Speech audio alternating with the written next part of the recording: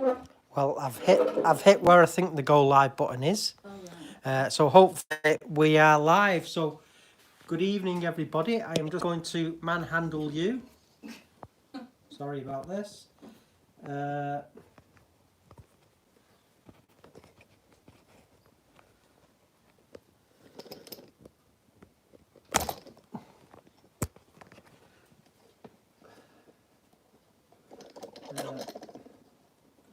I'm trying to do an overhead thing. Oh, piece of junk that's just snapped. And again. What's that on the thing? Bracket? Yeah. Just bear with me, folks. This is going to get freaky.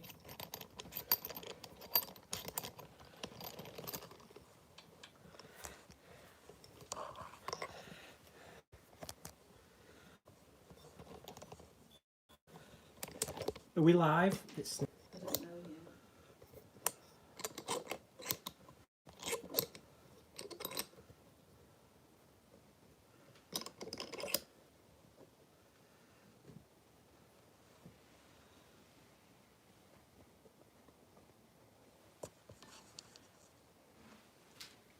So hopefully after that and you're all feeling slightly nauseated, you should be having a view over here.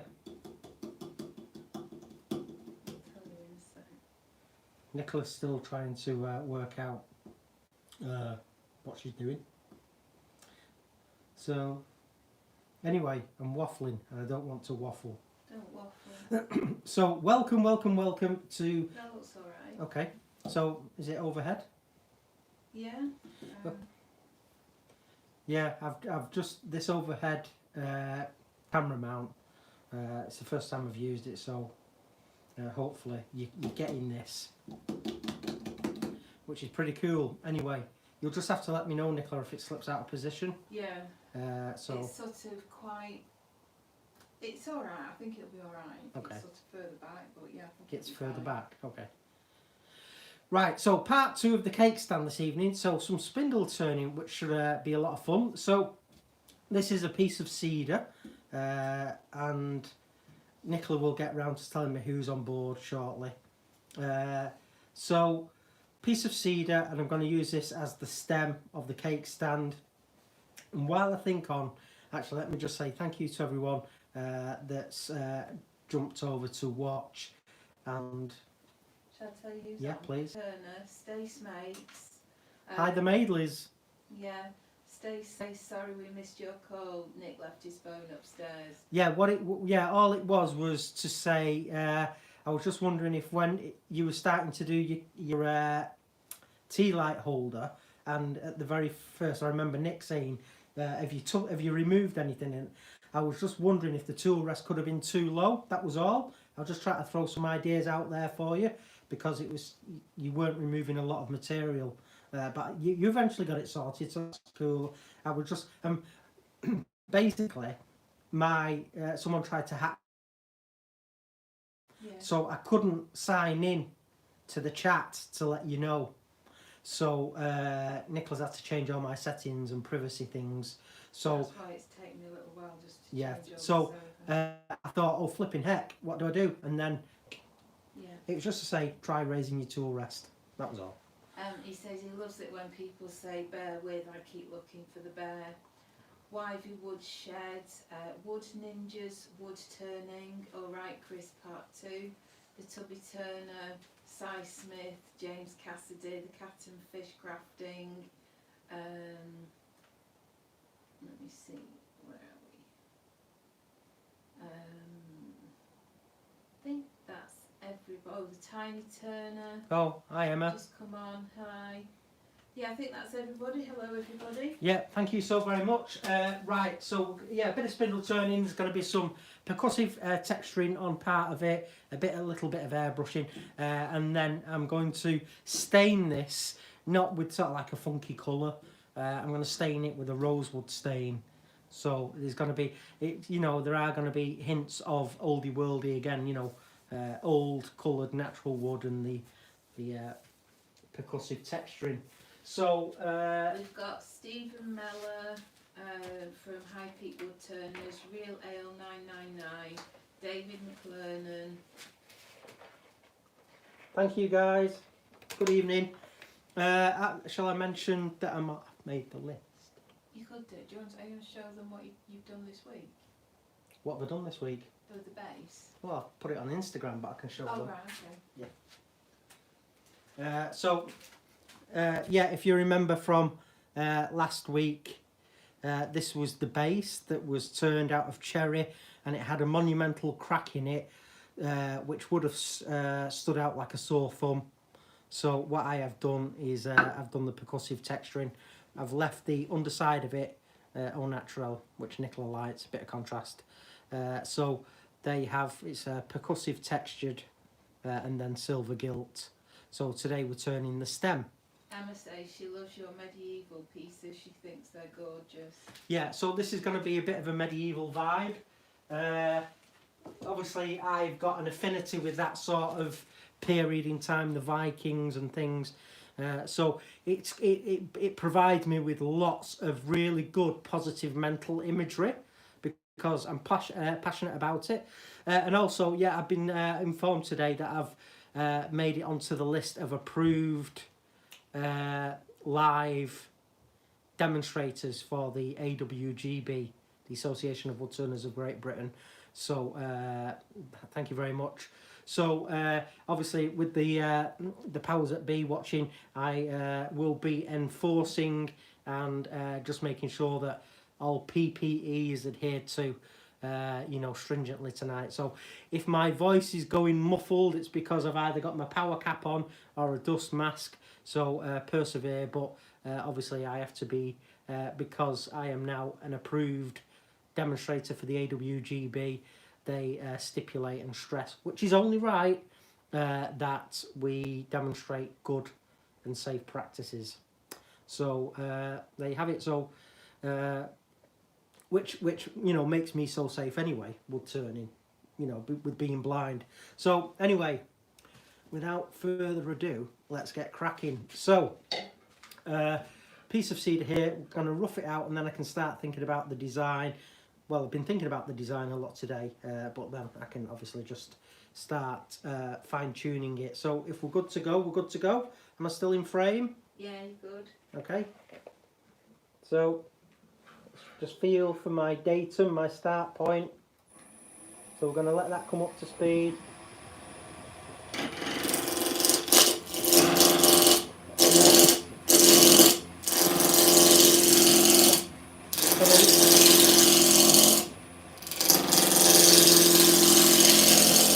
Knock the corners off.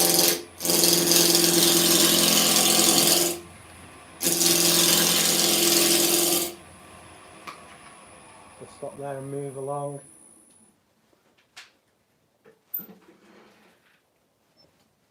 You're getting people saying congratulations for being on the AWGB list. Thank you very much, guys. So yeah, we found out about it, and you have to apply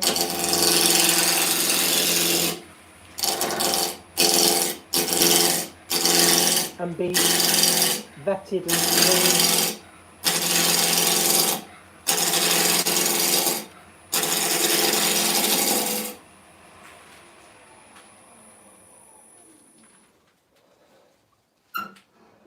So yeah, there's a few people on the list already.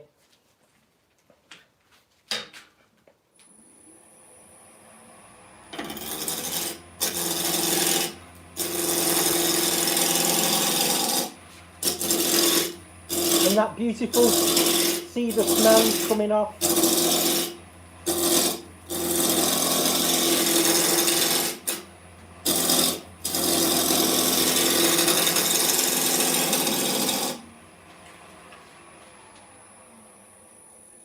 So what I was doing there, I was just using my hand as a shield. I've stolen that from Colwyn Way, actually. So thanks, Colwyn. It's a good thing, and just on that initial knocking the corners off, because the chippings can go absolutely everywhere. So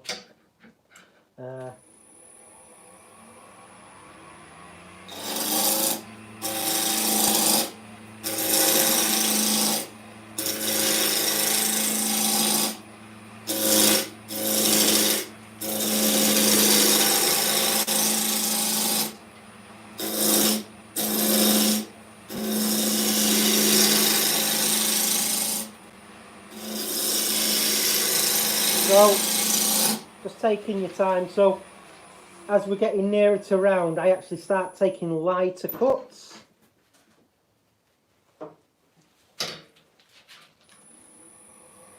Come up to speed, good bevel contact. And then just using my index finger running along the back of the tool rest. It provides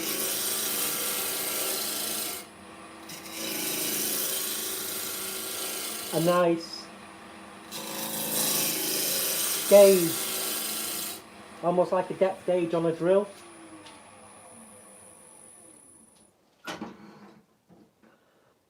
So that's cool. Again.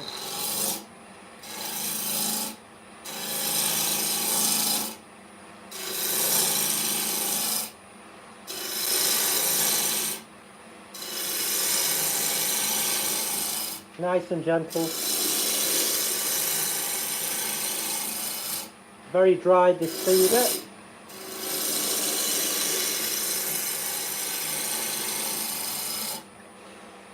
Excuse me.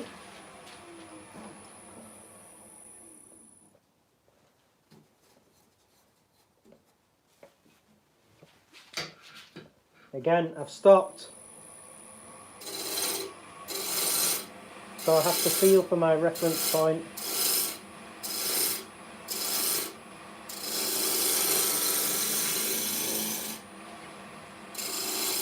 So, nice and gentle.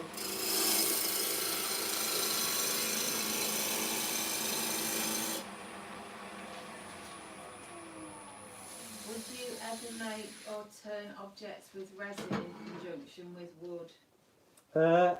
Well, yeah, I would, but well, I've done the hybrid pen blanks, but I you know, I haven't really considered getting the pressure pot and all that sort of stuff.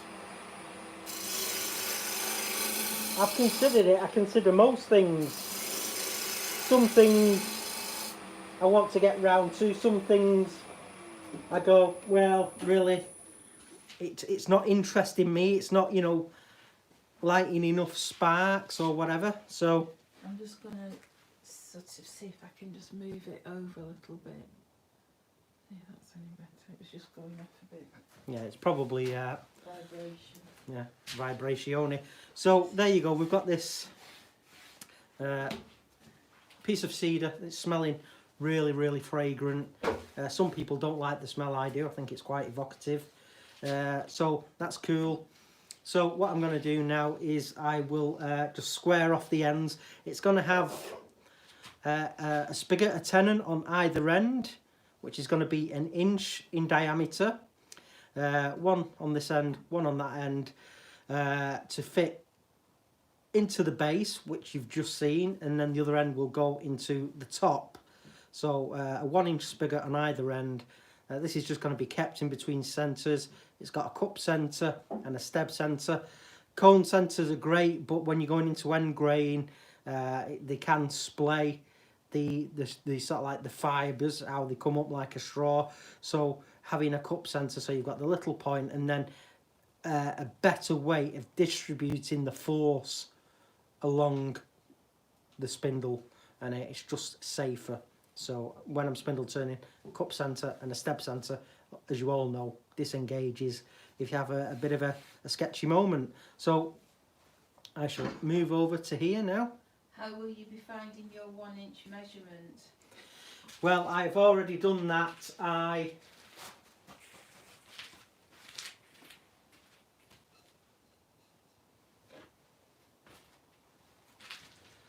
There's a few ways that I could have done it, but this today, basically I just got my calipers, and these have been rolled over, rounded over on the tips so they don't catch.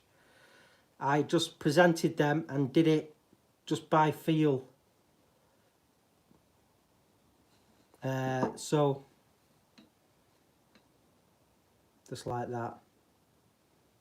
So, you know, they're going to get me in the ballpark and maybe spot on. So I just did it by putting that on there and by feeling, and I just set these up earlier on today just to save a bit of time. So that was cool. But yeah, I've got my talking tape measure, and I can, but luckily I had the hole already pre-drilled from last week with the force and a bit, so that was pretty cool. So yeah, well, by touch is the answer. So let's just make sure that this is approximately on centre height. And also, we spoke to Nick Agar today, haven't we, Nicola? Yeah.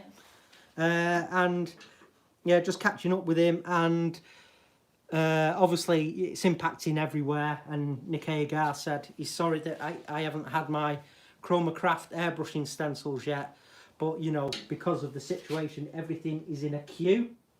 So he's basically, he was saying he hasn't forgotten about us, and he was hunkering down for an imminent tornado. So he's having some weather problems as well.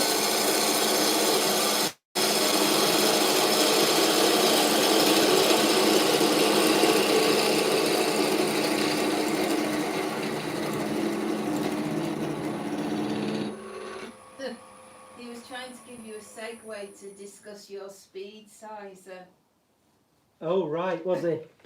Yeah, yeah. Well, I wouldn't. Although I could, I wouldn't use it in this instance.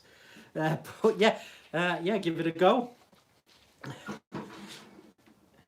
This is what I love, you know, when things come on the market and you go, yeah, I'm going to use that, and you use it for what it was intended, and then you go, actually, this would work like that. So I'll just square off the other end while I'm at it. But yeah, the speed sizer I use for tenons for the, because these are going to be tenons going into a hole, not tenons for the chuck jaws, or you know, a mortise for the chuck jaws. But good idea anyway.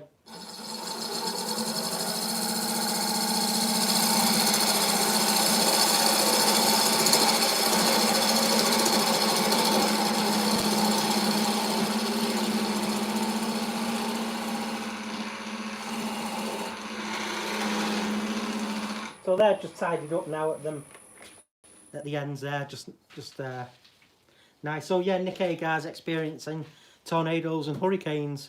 So he was saying he was just hoping that his new studio and class, studio and school he's had built over there, isn't going to get flattened. So there you have it. So.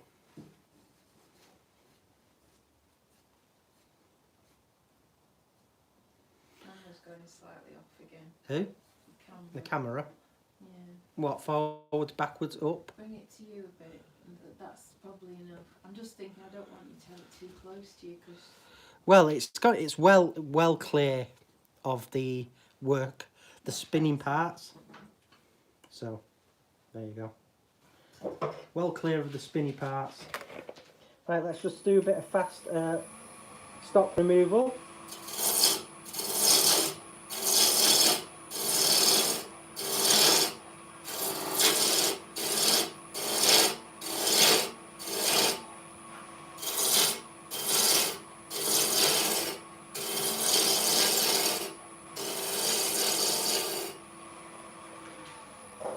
In fact, what I will do,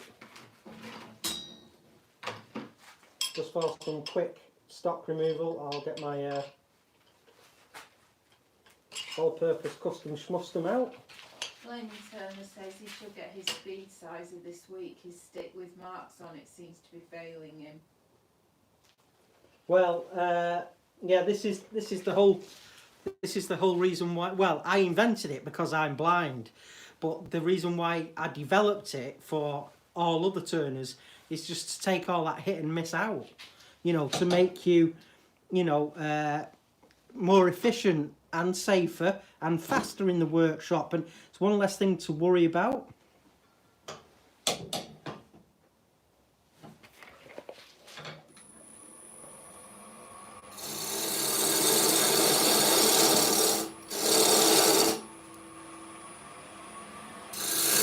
Speed going.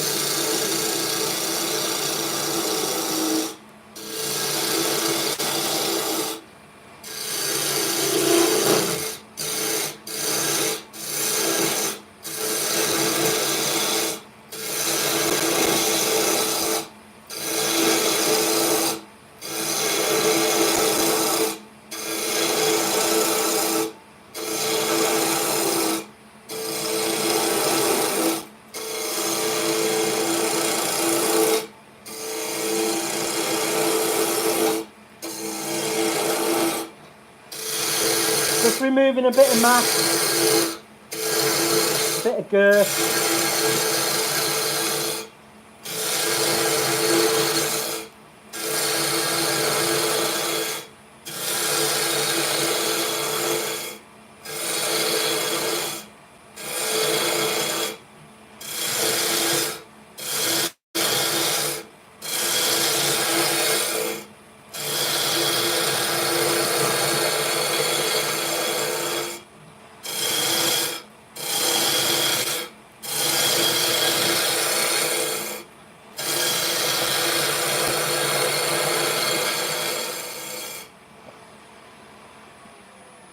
So I could have just carried on using the roughing out gouge to get rid of all of this, but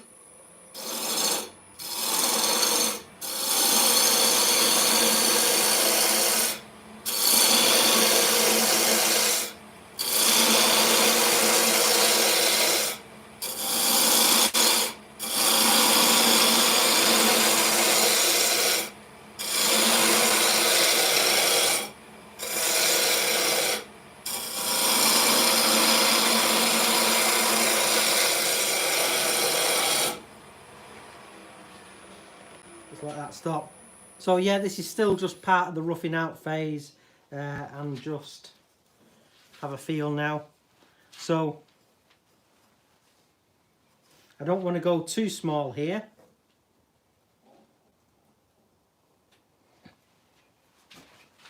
In fact, that's probably around about where I need to be for that.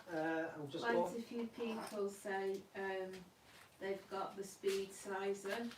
Well, thank you very much, guys. We really appreciate it all, obviously. There's James is saying the sizer doesn't cover O'Donnell and Piranha sets.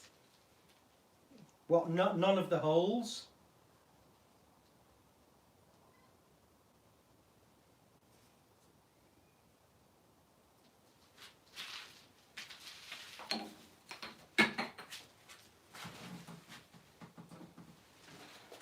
I'm just waiting for a reply from James. Yeah. It doesn't. What? None of the holes? Wayne says he got the O'Donnell from Axminster. Yeah. So does that not does it not work with the speed sizer, Wayne?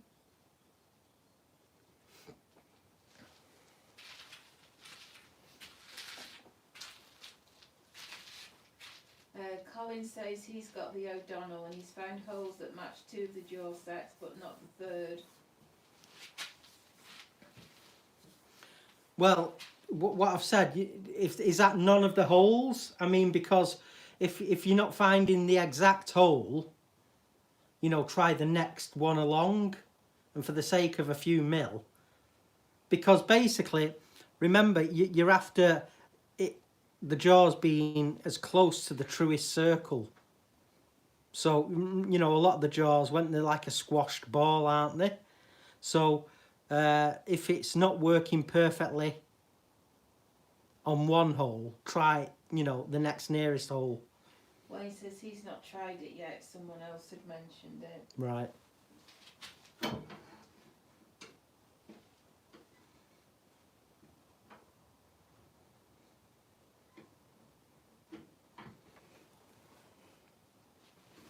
Right, go and get my calipers.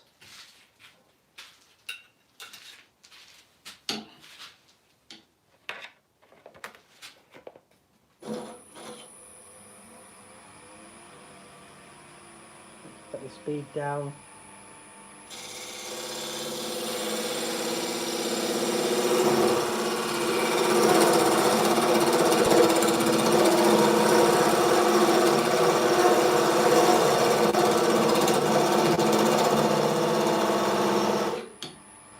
We got that there.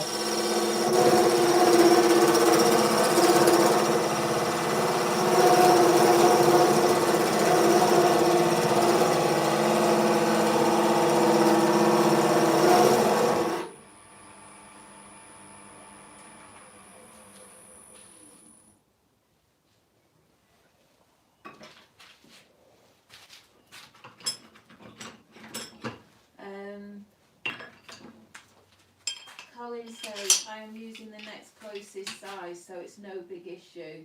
Just a shame Axminster didn't check against all their jaw sets.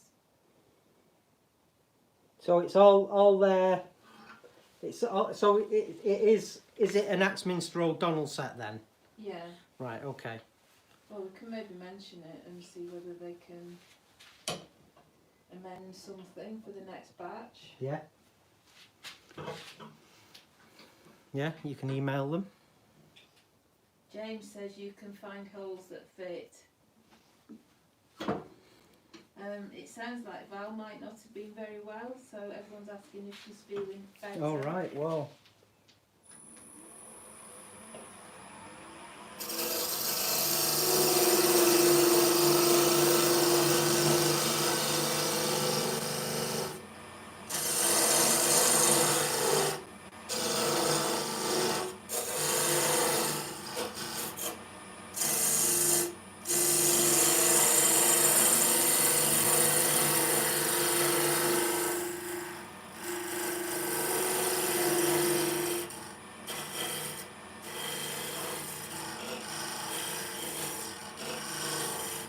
So I'm not worrying about that being too long, that spigot, because I can just trim it down a little bit.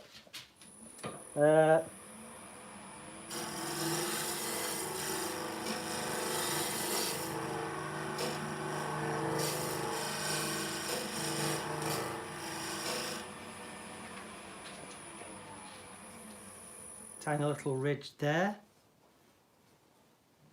but that's fine. So we're pretty much at the dimension we want there. So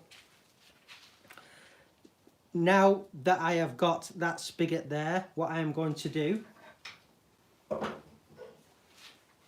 so this fits flush with the outer ring. Yeah, folks, so the speed sizer, yeah, we'll mention that to Axminster, but that's what we're saying. If there isn't a hole, and the holes should line up for, I think, all the common Axminster jaws, but obviously the O'Donnell ones a lot of you use, so we will mention it. And Well, they said O'Donnell and Piranha. Piranha, okay. Oh, it's probably Piranha, I think. I'll make a note to email Kieran. Right, okay.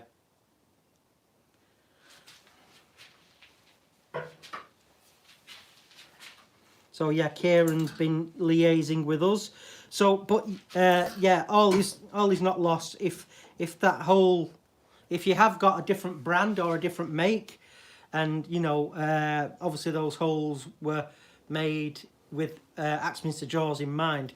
Again, that vertical line, there should be a hole in there that's getting you, you know, within plus or minus, well, plus I'd say, you know, a couple of mil.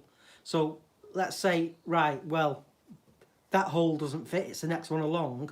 Just remember that it is the next one along and put the irrelevant sticker or label on your jaws, so you still know that that's the one you'll be using.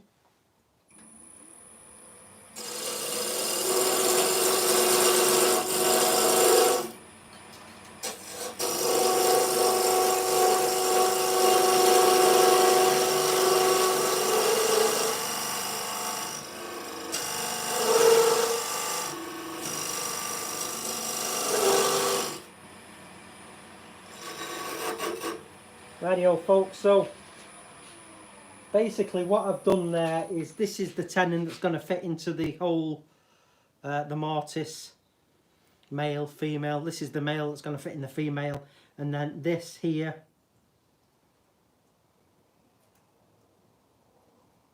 will then fit flush with the post.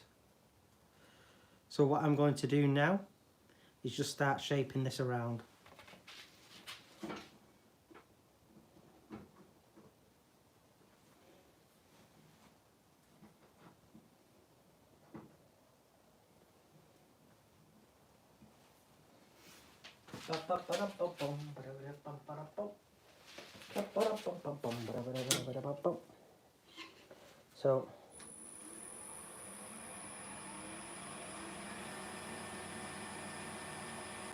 sneak up on that.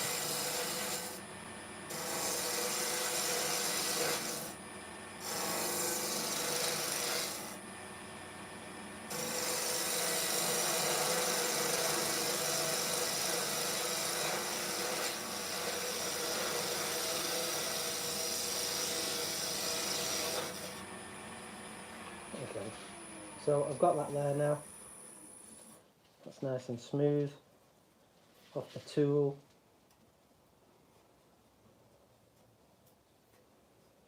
Ba, ba, ba, da, ba. Any ideas? Anybody said what's wrong with Valerie then? No, don't think so. Right. I think she's feeling better, that's all I've seen, I think. Let this come up to speed.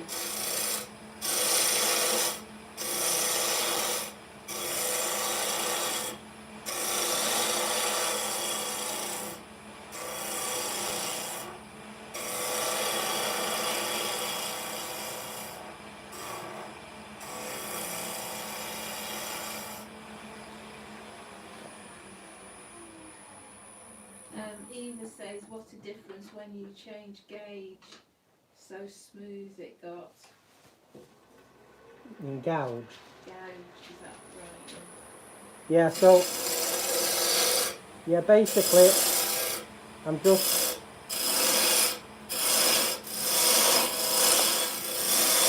at this moment in time I'm just using this all-purpose carbide as sort of like a quick stock removal.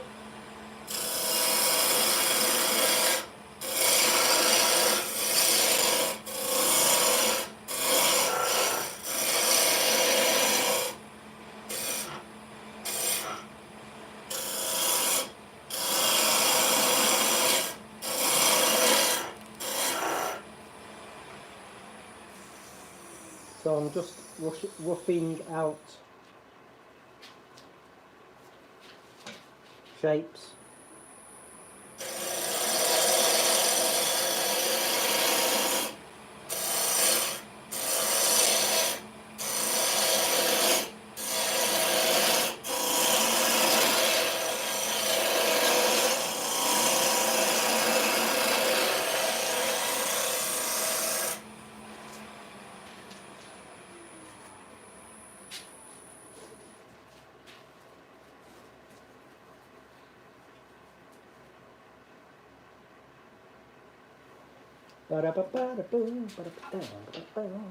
So about there.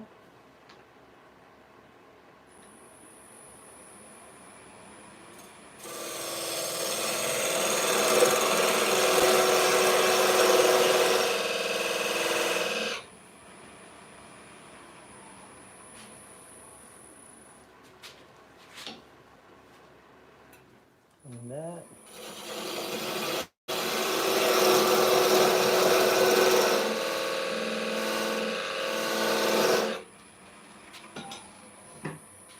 So I'm just marking out now different transitions and things in my mind. Make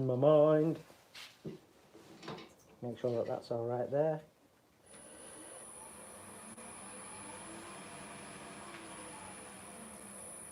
Wait till that stops moving a bit closer. Again, feel for where I need to be.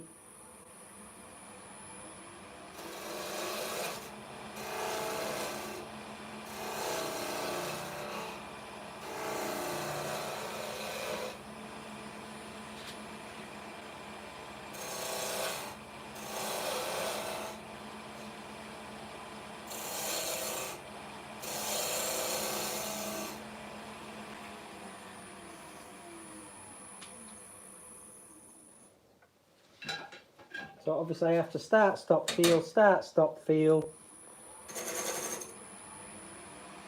Let it come up to speed.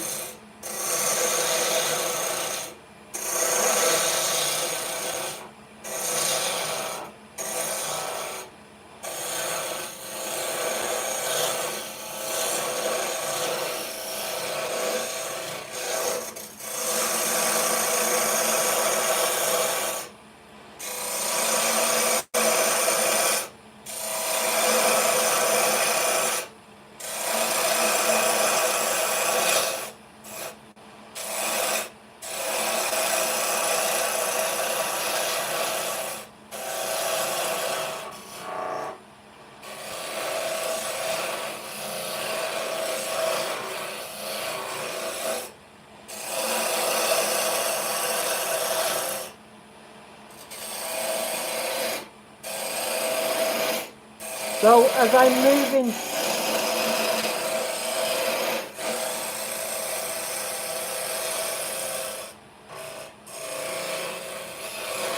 moving, the tool, it is sort of like drawing a picture in my mind. So as long as it's moving, I'm getting references in my mind as to what's going on and the way things are progressing.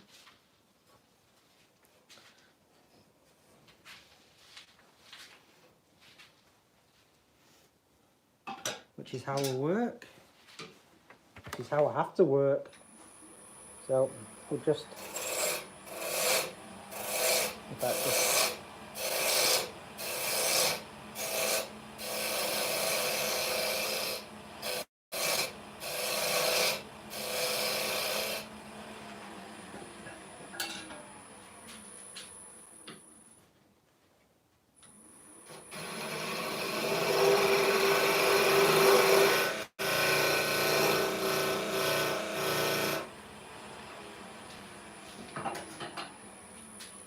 because I can't obviously work from sketches or blueprints or anything like that, so Is the carbide cutter better for rapid removal of material than the standard roofing gouge? well, it's probably 6 of one, half a dozen of the other, really. They're both really quick. The round carbide cutter really I can really hustle that very quickly. The thing with the roughing gouge is, again, you know, it's still bevel contact, and you have got the, you know, the quite sharp points at the top of the flute. Obviously that's why you would never ever use it on bowl blanks and things like that. Well, I can really get a good move on with the what was I saying, with the round carbide. I can really get a good move on with that. So that's really fine. So I'm just having a feel here.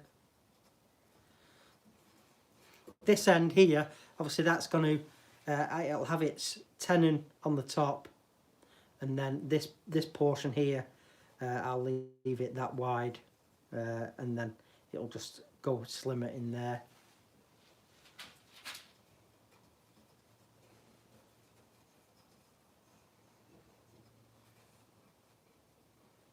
So I am just feeling all of this, constantly feeling. Just need to round that over a bit. I can just let it come up to speed.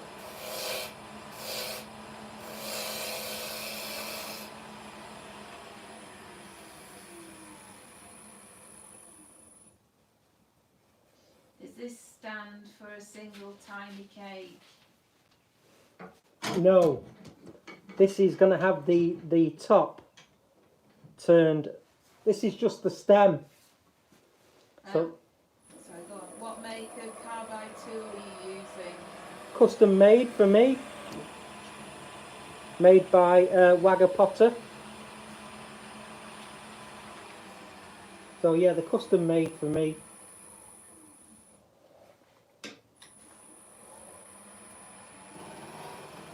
Just ride the bevel while it comes up to speed.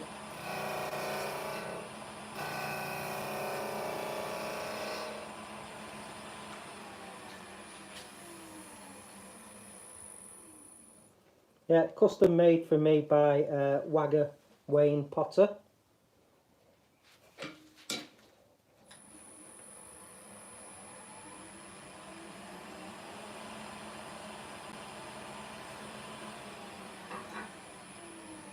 In my mind, that was taking an inordinate amount of time to get to the contact the wood. So can you just pull the camera in again, please? Better. It will be in a second. There's a delay.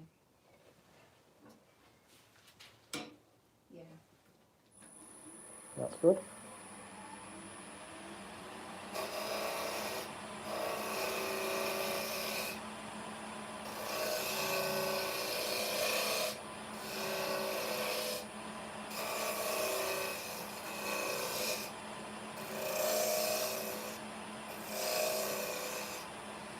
So as I'm working, I'm feeling,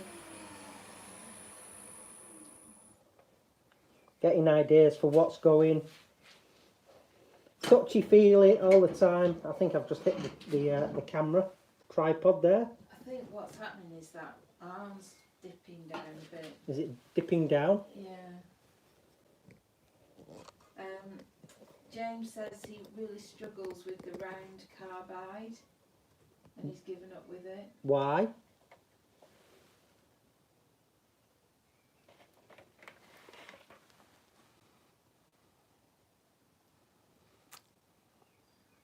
It's about the same as it was, really. All right. It's just that you've just got your piece really near the edge of the frame. All right. Okay. So it's sort of not in the middle. Right.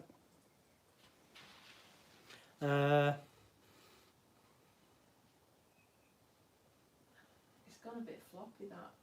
I know. Well, it's that plastic collar snapped before when I was tightening up, Oh, right. and that's meant to be tightened up. So, Yeah. Not what you can do, really. well, there is. I can put it back into normal mode. Might be better.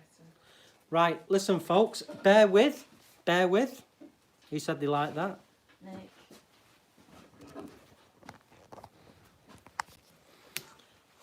So just keep that pointing at me whilst the Blind Woodturner engineer, all round good old Mancunian slacker, effects a repair.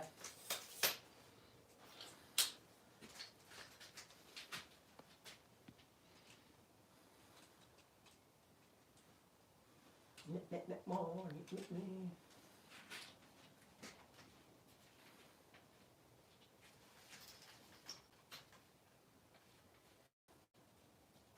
Just let me get the adapter schmadapter.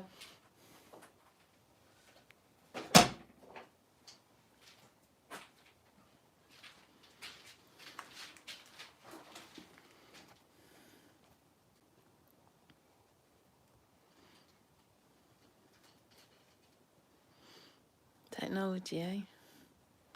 Yep. Can't live without it, can't smash it up.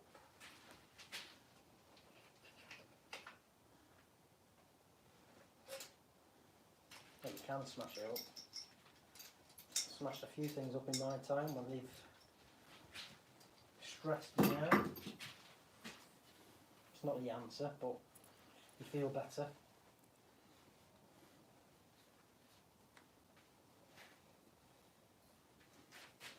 Right, so remember that there is your... Yeah. So if I pass that over to you. Incoming! Hold on. Right, okay. This will be better.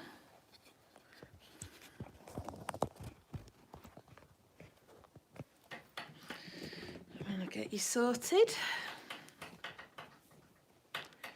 Yeah, you see, it's listening to all the other people that are posting videos, and you get, oh right, yeah, they're all doing these multiple camera angles and fancy camera angles, and they've all got buttons they're clicking and changing camera angles, and you think, I'll give that a go, and it's just prove the point. You're blind, Chris. Just leave it alone. You know. Anyway, sorry about that, but at least you can still see. So yeah, huge apologies. So yeah, this is going to have a spigot on the end that's going to go into, when we get round to turning it, this is going to be the top to have a cake on. So there you have it.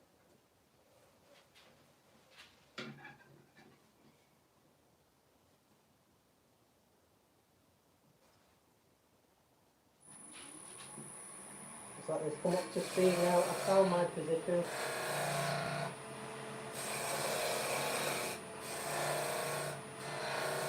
I'm just giving it a little bit of a decorative feature.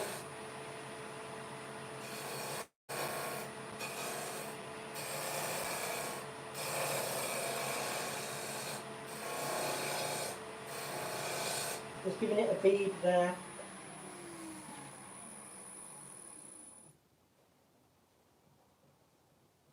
And I will give it a bead at the bottom.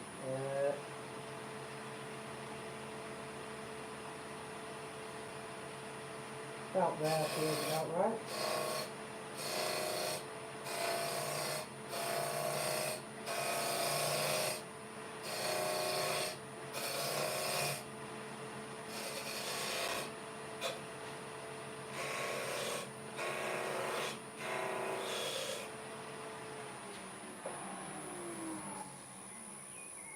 There you go, just giving it a couple of little beads there. I'll go a bit deeper with that.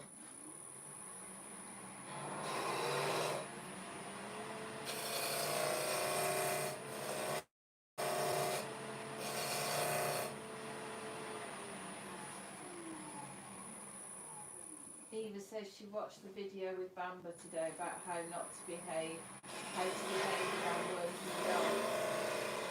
Oh right, yeah. But she knew not to pet or feed them because in Sweden you don't pet or feed every dog you don't know. Yeah, it's great advice. Really is great advice. But especially working dogs, obviously.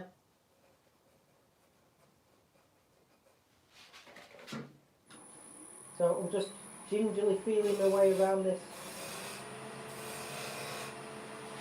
project. Feeling what the tool's doing.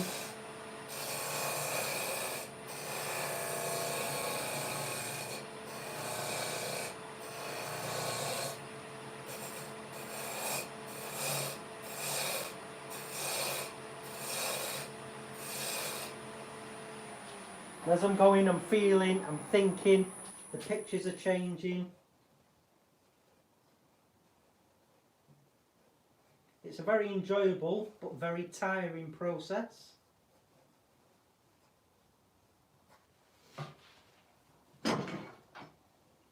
So, it is what it is.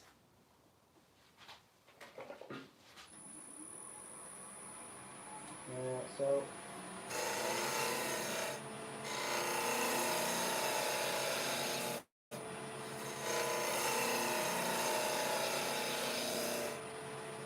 again, just giving that a little detail there. Just let it stop and have a feel. Just move my tool rest along now. A bit closer to the action.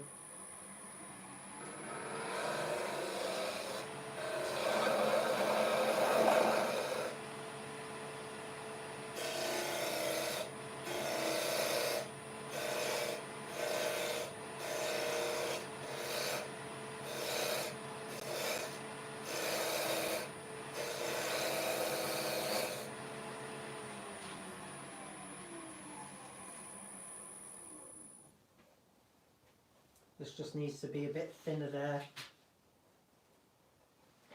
Can this project be made on an Axminster craft blade? Yes, of course it can.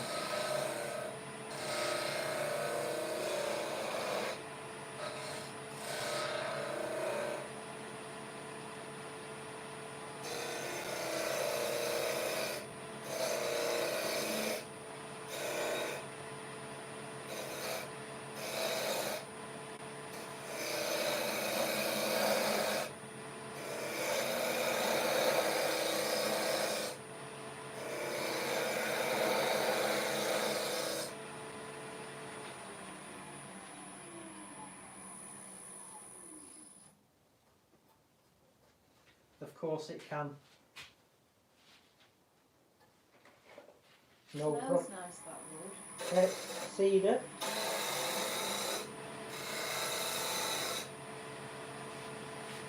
So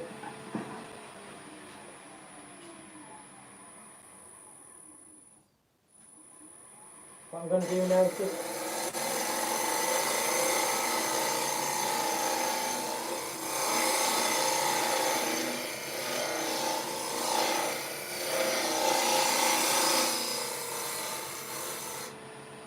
so Yeah, this round carbide, it works incredibly well for me, and I can, like I say, get a hustle on with it for quick stock removal.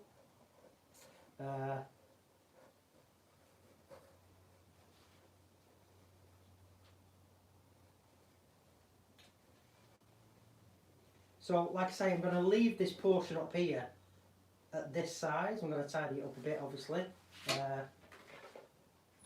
But I don't want to take much off it. It's alright.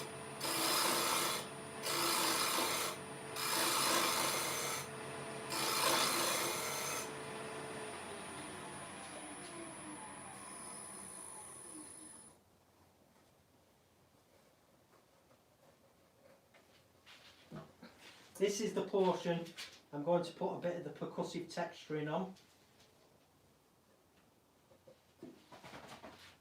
Let's just feel for my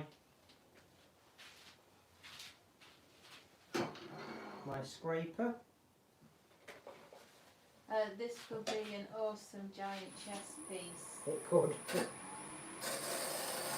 Oh, again, that medieval style, yeah, it all ties in, I suppose.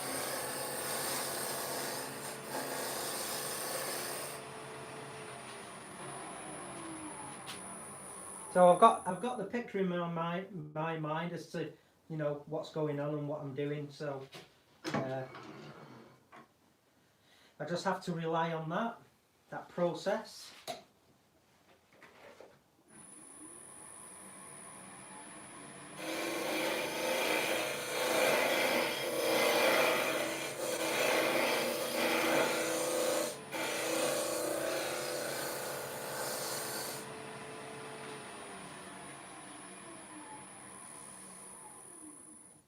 You know, just in my mind, you know, this medieval cake stand is going to have quite a few, you know, little beads on it and coves, so that's the thinking behind it.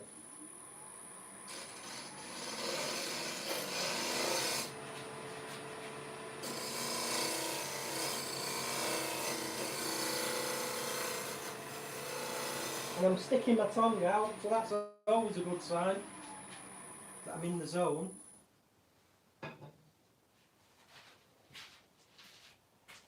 I have a swig of tea that I haven't yet.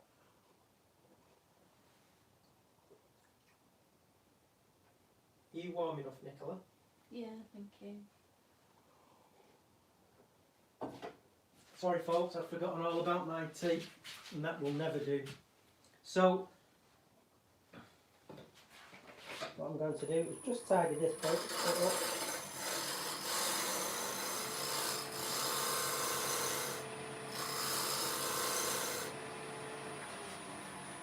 Says it looks smashing already. Are you going to colour or texture it? I am going to texture with the percussive engraver this centre bead. Yeah. And then, well, what I'm going to do is I'm going to sand it all shortly. And then this will have the percussive texture, and then I'll just denib it, get rid of the fuzzy wuzzies. And then this centre bit here, that's just going to be airbrush black. Right. And then gilded, and the rest is going to be rosewood. So you're going to have the contrast of like the medieval hammered steel effect and the traditional sort of like rosewood stain. Yeah. It's just something different. So sounds good. Sounds good. So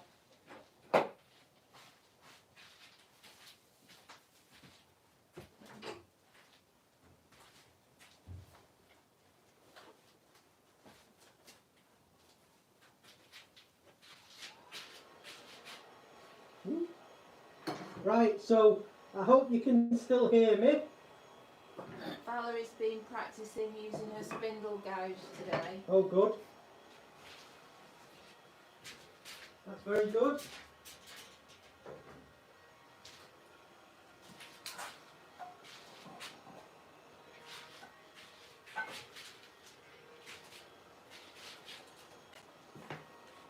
So what we've got here now is the paste wax. It's going to help keep the dust down again.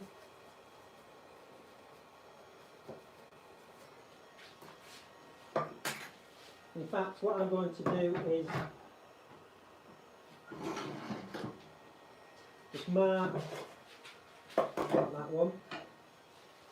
I thought that was my parting tool, and I picked it up and I thought that was heavy for a parting tool. It was my roughing out. The perks of being blind.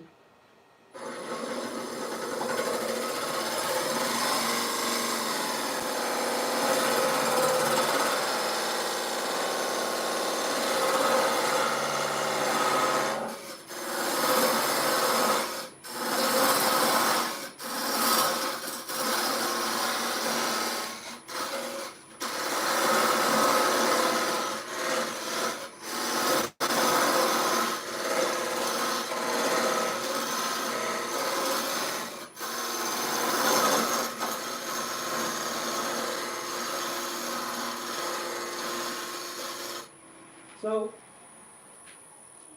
this is going to be the 1-inch spigot, but I'll leave it as is for the moment, so I can just concentrate on all this.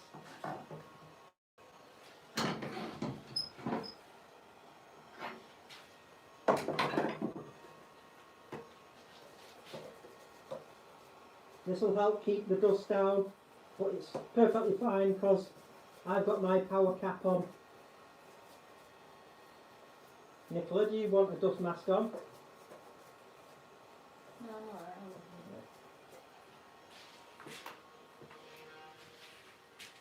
I'm alright. Have you ever used the decorating elf for texturing? No. Is it Henry Taylor, that?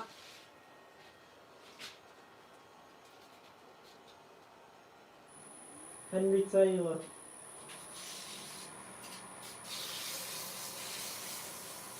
I'm sure it is.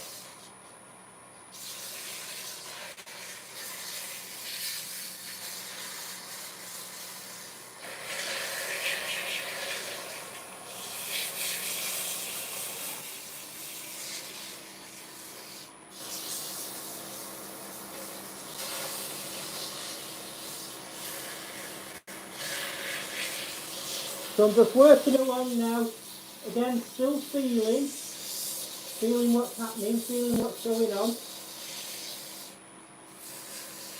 What sort of light sensor do you use? Ultan says he's a problem with thinner sections splitting. Well, I use, when in between spindle work, for spindle work I have the cup centre, so it has the sort of like the round cup and then just a little bit of the point sticking out, so it's distributing the force along the axis, which is much safer. You're not spreading the fibres, which could lead to a split. And on this end it's a step centre, so rather than it being a 4-prong, it has the teeth all the way around and the spring loaded point in the middle, so if you have a catch it disengages, which is safe, but again it's distributing the force and the load. So cup centre, stab centre, when you spindle turning is very safe. Not foolproof, what is, but it's all about taking the best possible precautions you can. Alan says friction drive. Emma says both the stabs and cup centres are awesome. Yeah. Wayne the Woodturner says ring centre. Yeah, I think some people call the cup centre a ring centre. Right.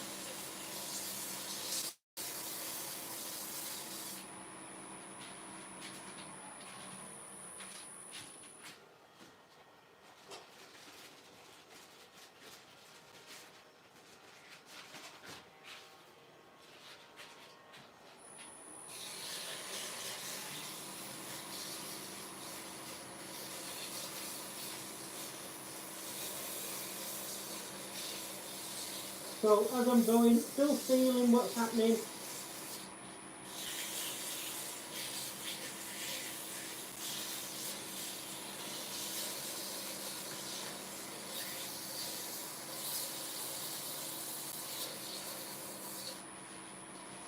And I just feel for where that I can just stand in there as well.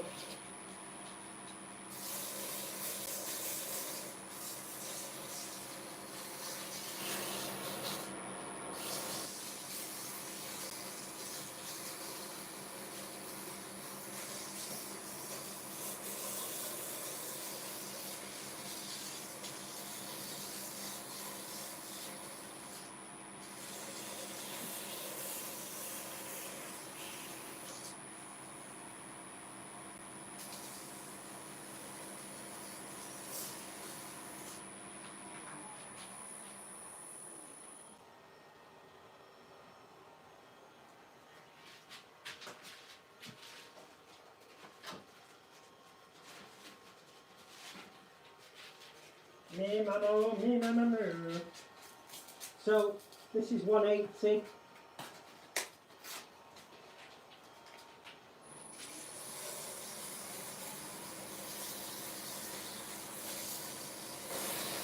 Just get right in there.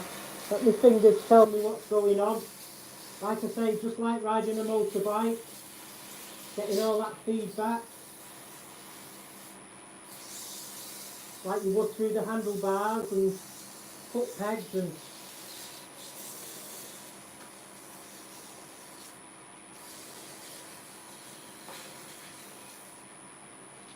I'll clean up tomorrow.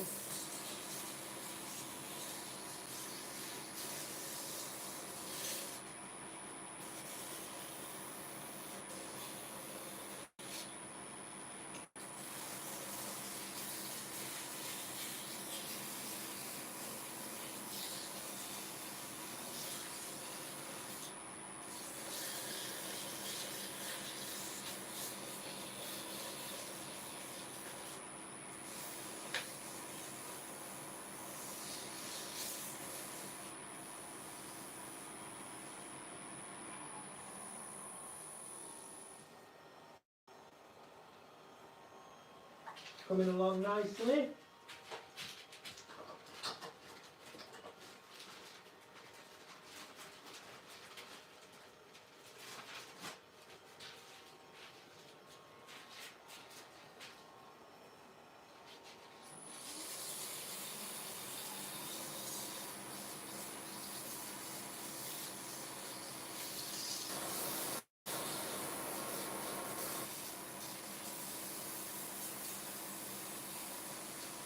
Working my way along by touch.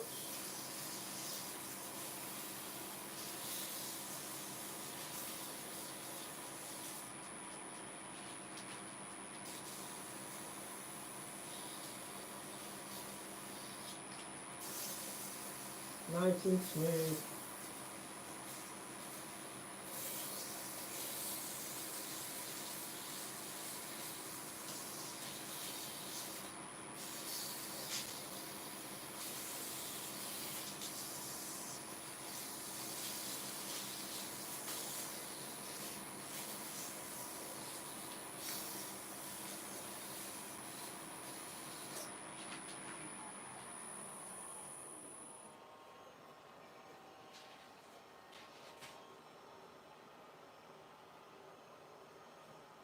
I'm in a good feel now.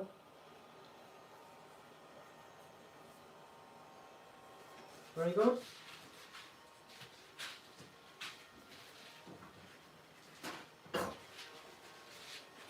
Get some tissue on it, just give it a dust.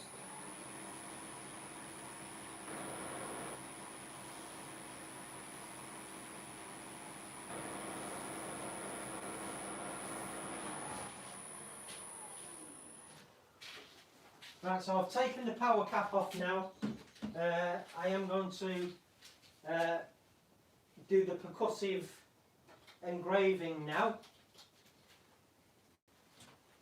So it's this little doodad. So the first time I used one of these was at Nick Agar's studio in Devon before he moved. Now Nick had this exact one. And he said this was a great starter one, you know, very competitively priced, probably only about £20–30. It comes with a few interchangeable bits. And might I just say, actually, while I think about it, that there's a little grub screw in there somewhere. Oh yeah, there's a recess that holds that pin in. I dropped that on the floor, and it's a tiny little thing. If it wasn't for my magnetic sweeper that Wayne and Valerie Gilbert gave me, I'd have never found that ever. So thank you. It's brilliant, you know. I didn't have anything suitable to put in there in its stead. So, you know, just it's paid for itself. I paid for it. I didn't even buy it. It was a gift. You know what I mean? So, what I'm going to do now is unplug the lathe. The last thing I want to do is be engraving this and then hit the power. And also I'm going to lock the spindle and work around methodically. So the power's off and the spindle's locked. So obviously I feel for where I need to be.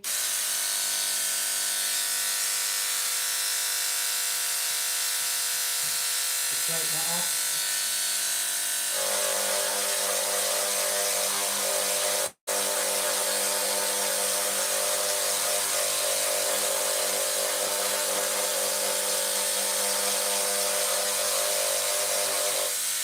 And because it's not a rotary cutting tool as such, I can use my finger as a guide and it just butts against it. I'm sure it'd be uncomfortable if it just went straight end on like that, but when it's just riding along the end of my finger, I use my finger as a gauge.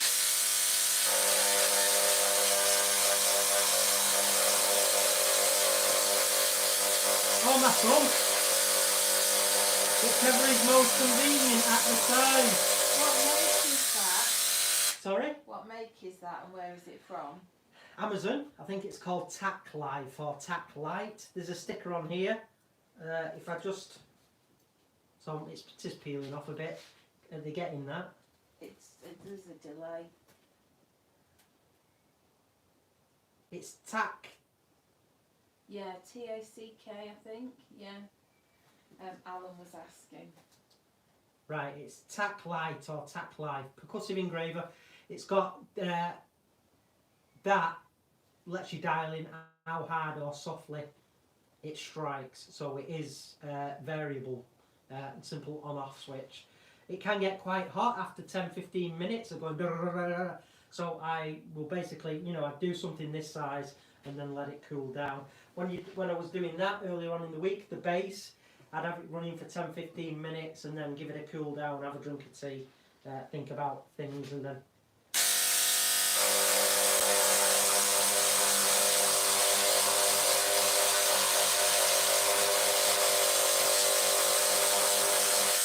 But obviously great if you want to engrave all your tools and equipment as well.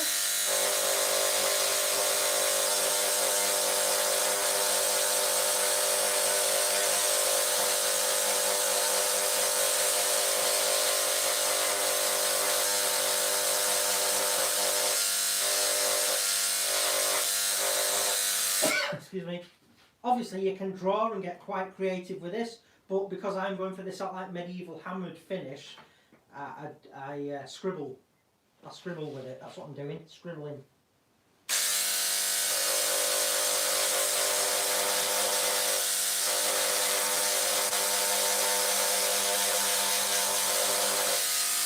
So just take off the spindle lock, move it a bit further around.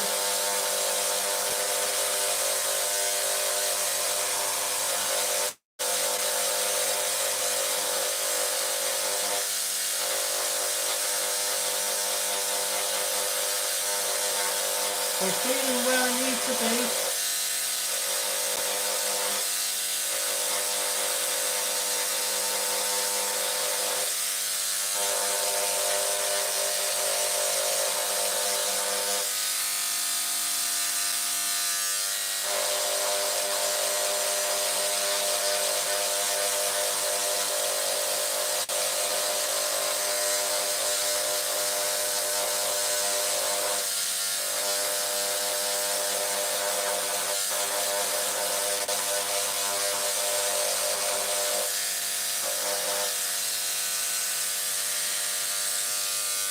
Excuse me.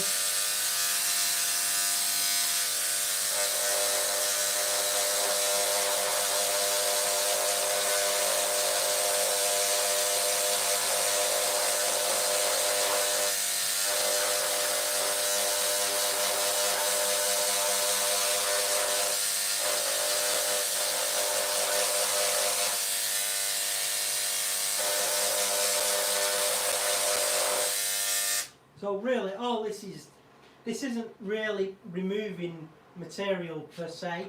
It's just knocking it in areas and just leaving other areas untouched, as is my technique. Doing that scribble, I am leaving some areas. So it's just really causing, you know, thousands and thousands of tiny indentations all over the work.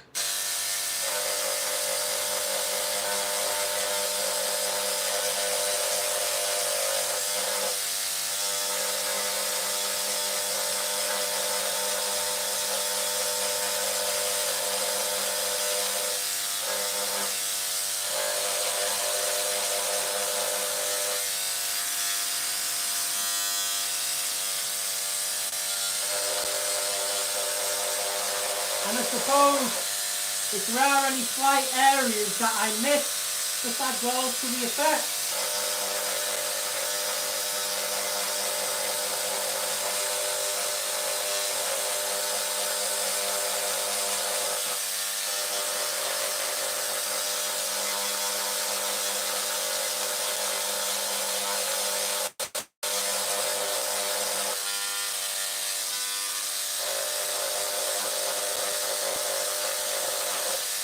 But I do my best to get as much as I can of it done.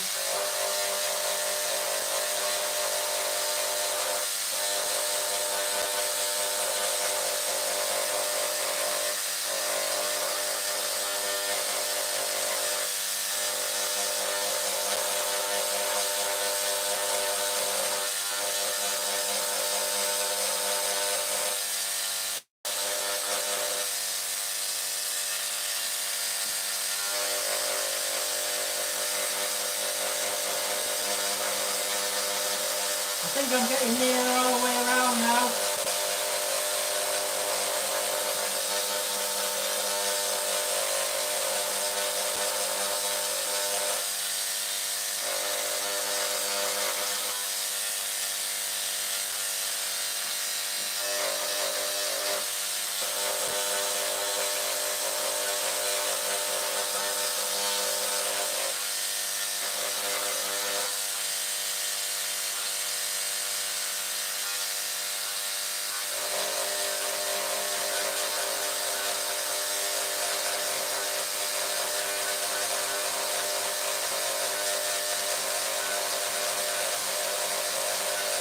So I'm just riding that rim now.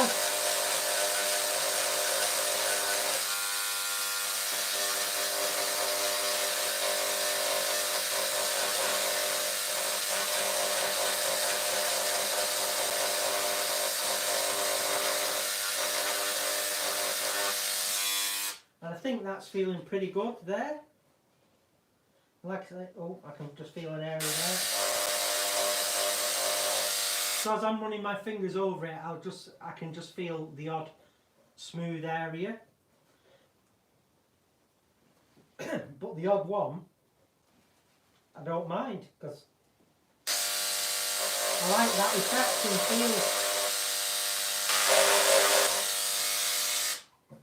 feel, which is pretty funky. So I'm going to denib it now. Just need to plug the lathe back in.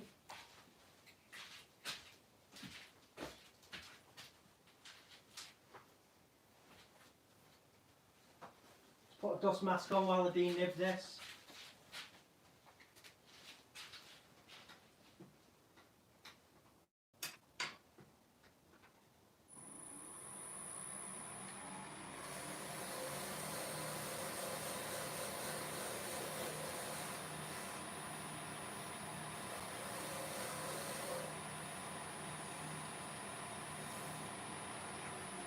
I just run over the hole. That's obviously a piece of nye web, 1000 grit, great for denibbing.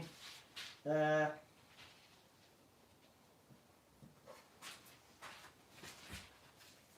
that was why I just gave it all a kiss with that. Plug the compressor in now, because I'm just going to get some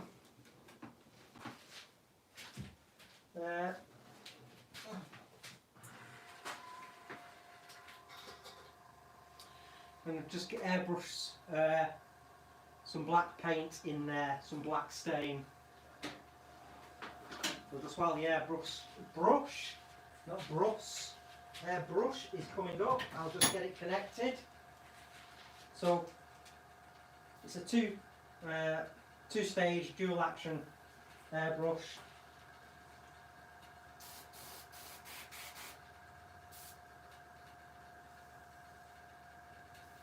Obviously it's got the MAC valve there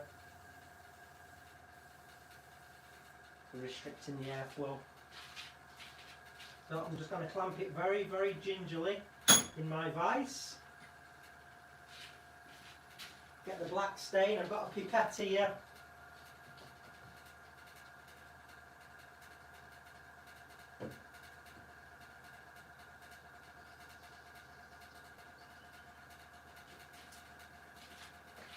This isn't going to want a lot of colour at all.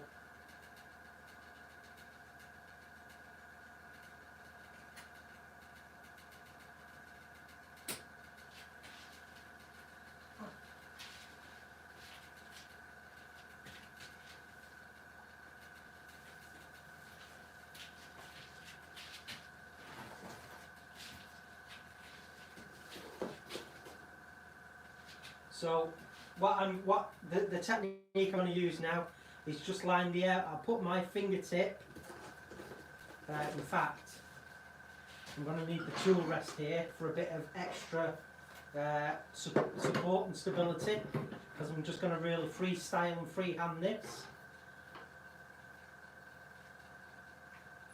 Make sure we're spinning at a slow speed.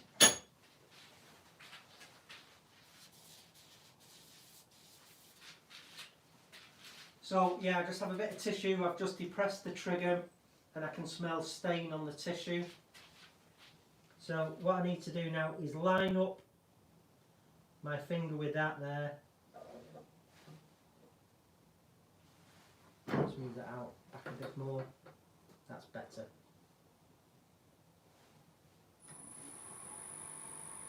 So just line it up with my finger. I'm riding my finger in that little cove.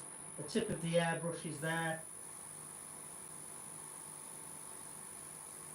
and I've just slightly heard the sound change there. So if I stop there now and do exactly the same on the other side, hold that position and listen for the sound changing, which I did then.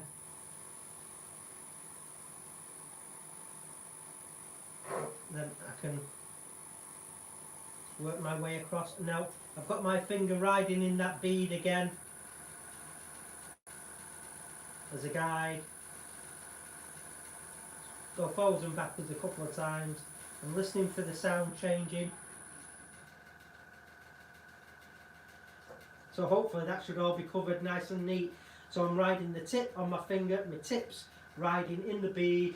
It's nice and slow. I know that there's no splinters or things there that can affect me. So that's very cool.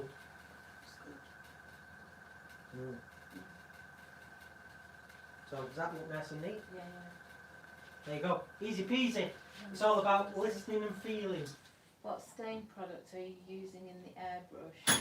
Chestnut Black Spirit Stain. You could use a water-based stain. You can use a spirit stain. If you're an absolute genius with a rattle can, ebonizing lacquer, again a chestnut product. But I would recommend masking it up if you're going to use a rattle can.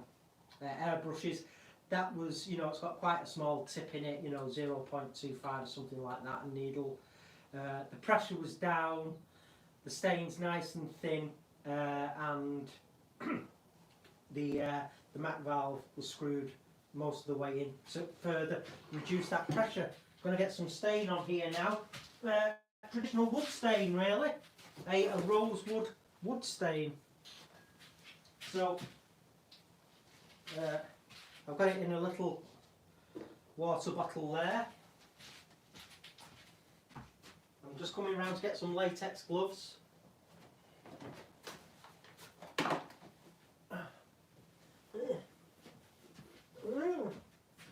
So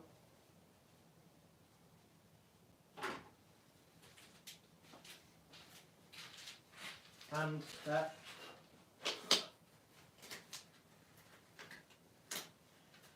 I've already used these before. If I've just used them literally for 1 or 2 minutes and they're still pretty good, I don't throw them away because I'm a bit of a cheapskate. And also, since I've lost about 8 demos worth of paydays, I'm just saving me pennies. Good answer, Nicola. Yeah. Right, so this is a Spirit rosewood stain. I'm just gonna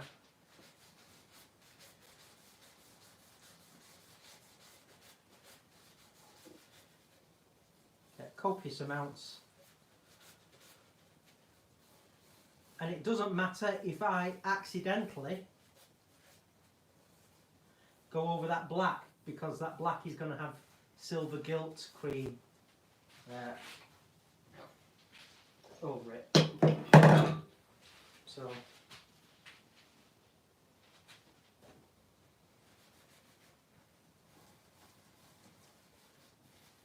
how's that looking for a colour? That looks good. Nice colour. This will flash off quite quickly, but I'll give it a couple of coats.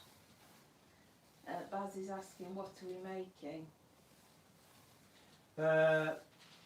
This is the stem that's going to be for Nicola's cake stand, medieval style.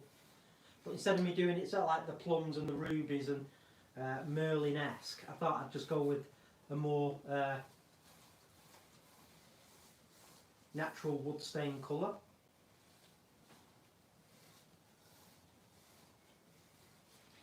So I'm just going to let that flash off a little second, and then, in fact, I'm just going to get the hairdryer, because I'll give it a couple of coats, because then I'm going to seal it and use the Yorkshire grit abrasive paste.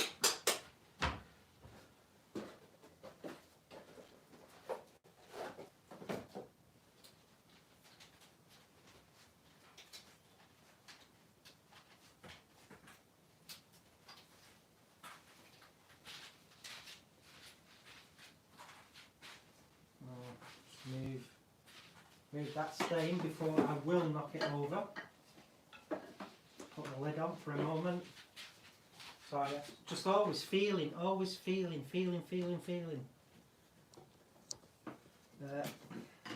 think I've just unplugged the engraver, so that's cool. Always turn your hairdryer on, like Gary Lowe said in one of his demos, away from work. If it's got dust and dirt all settled in it, and you're there, you're just going to blow it all over your piece. So.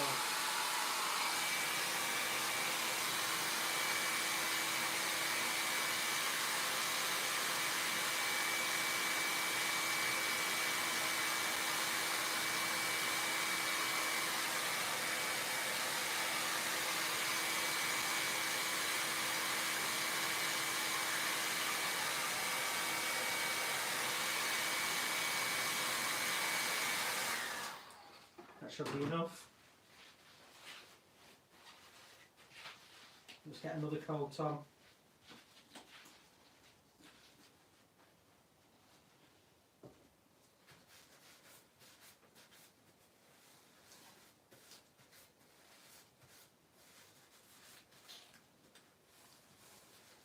Do you have preference over using spirit stains over intrinsic paints? No, they both work really well. Very happy with, both of them.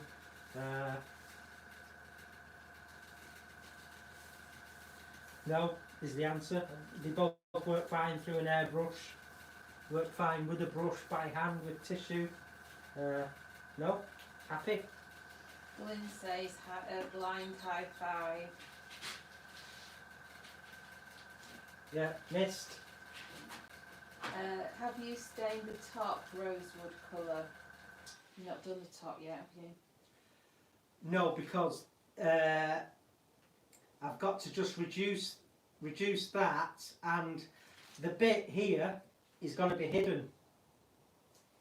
This is going to sit flush against the base of the top, so technically I don't have to. So all the bits that I have stained and coloured, they're the only bits that are going to be on show. This is going to get reduced down to 1 inch, this tenon, and then the top of this top bead, the bit that you just can't see out of shot there that I'm touching there, that's going to be, I am going to get some colour on it just in case, but that bit is going to be hidden. Another question. Yeah, go on. What abrasive paste do you use? Oh yeah, it's called Fisher's Fine Functionary Flugel. That's the one I'm using. No, it's actually Yorkshire Grit. JP asked that. Oh, did he? Yeah, wink wink. Yeah, thanks, Jamie. Yeah, yeah.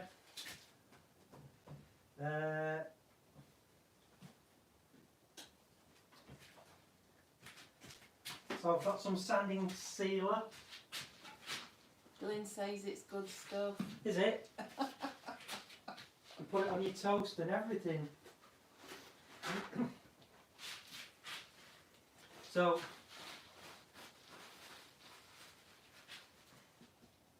oh yeah, here it is.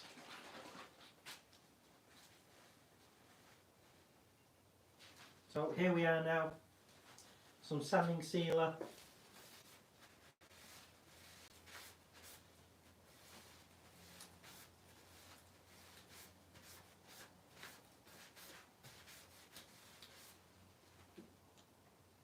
And it will be just causing a bit of that rosewood stain to leach out, but that's why I give it a couple of coats.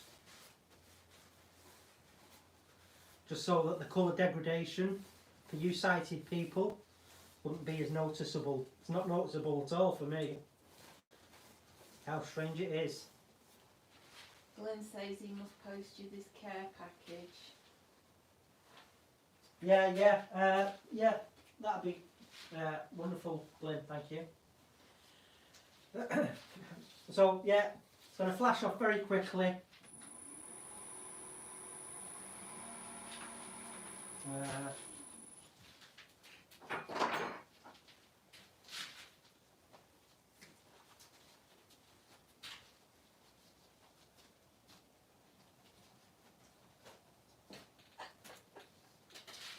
Getting myself all tangled up here in my elastic bands. So just denib that nice and quick.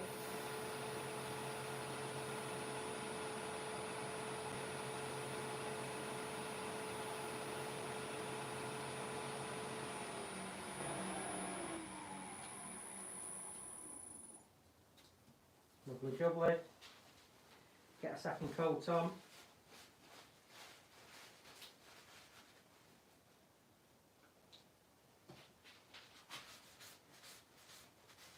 Don't think I got much on there.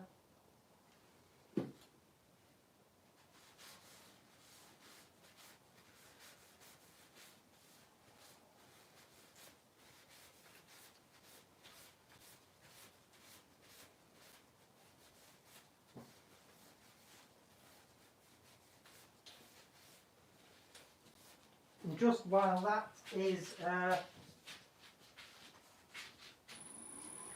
flashing off, I will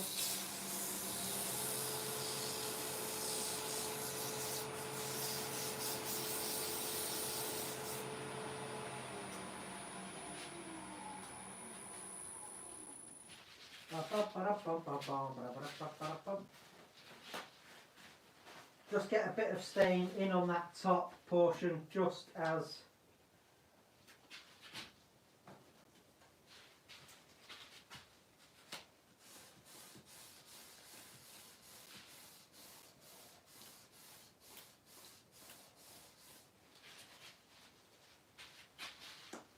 a little touch of colour in on the top, but like I say, that is going to be hidden when we turn the base. So let's get some Yorkshire grit.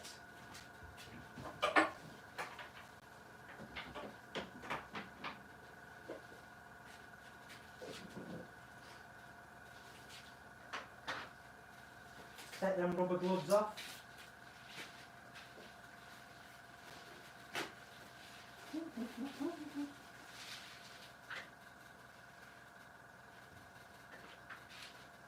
Turn that compressor off for now. Right, so where am I here? Right.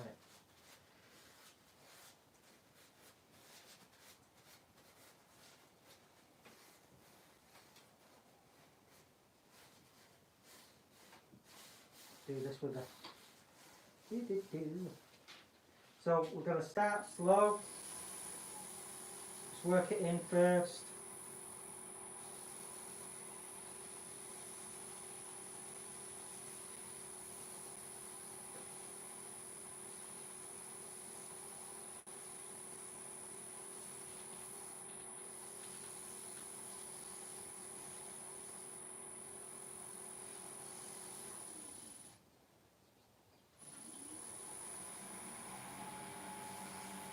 Up the speed now. Continue to work it in.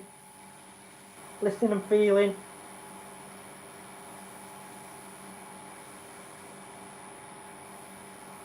It is going to knock that colour back a bit more, but that's fine.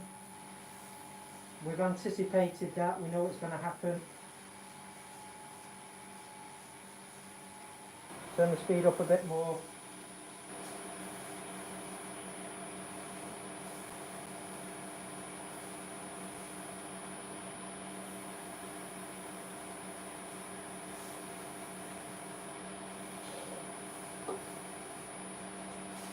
Into a clean bit of tissue, up the ante.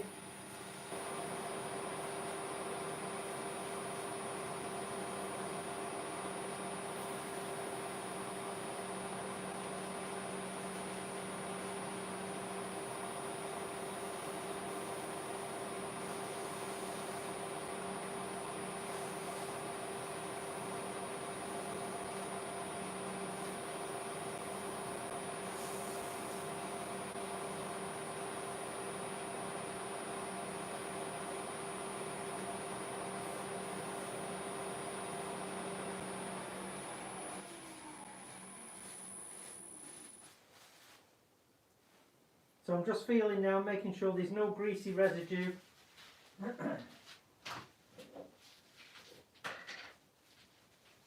And then I know I've worked that in completely and it's done its job.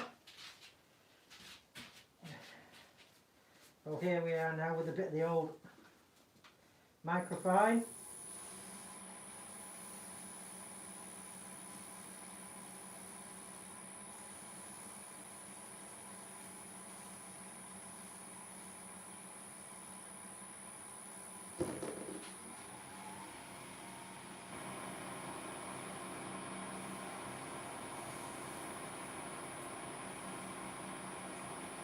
Keep it working in, keep it moving.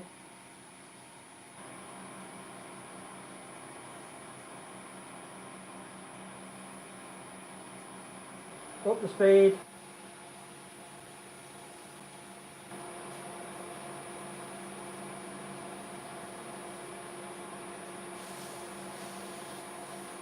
Glenn says you make his product look good. Oh, that's cool. Lots of practice. So we're just making sure it's all completely worked in.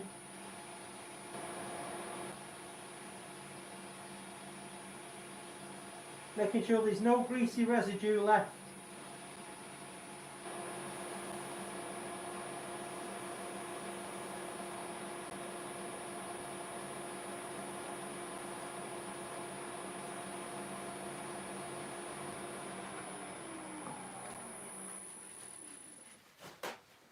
I'll just give it one last puff.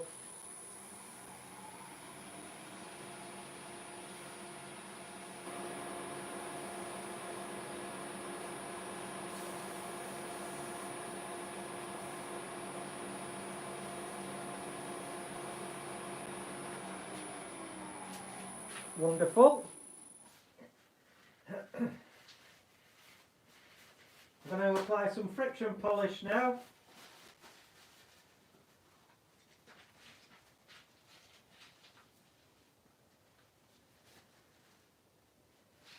Just a few drops. We'll just do this bottom portion first.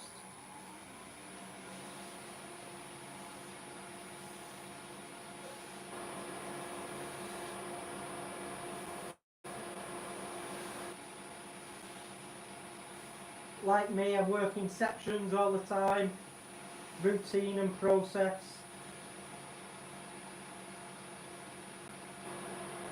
Up the speed a bit.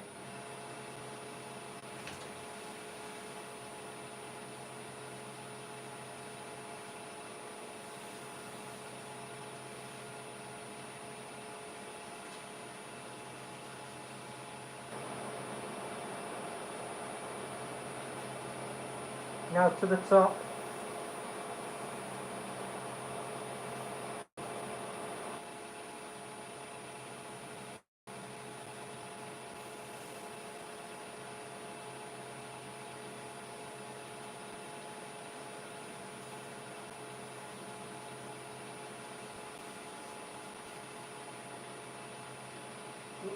Couple more drops.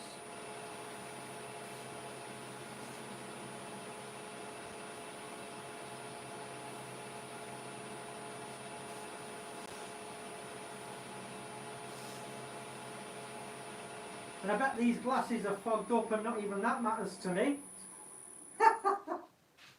Whoa. Right, so